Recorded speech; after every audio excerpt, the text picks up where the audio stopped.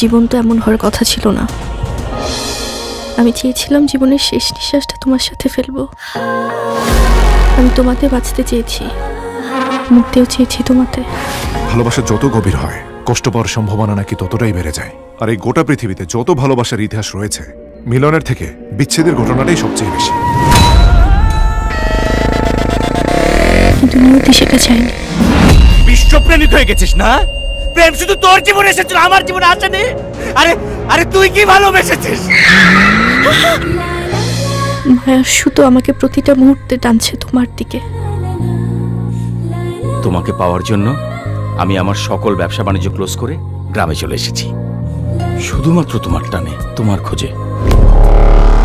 আমি আসছি।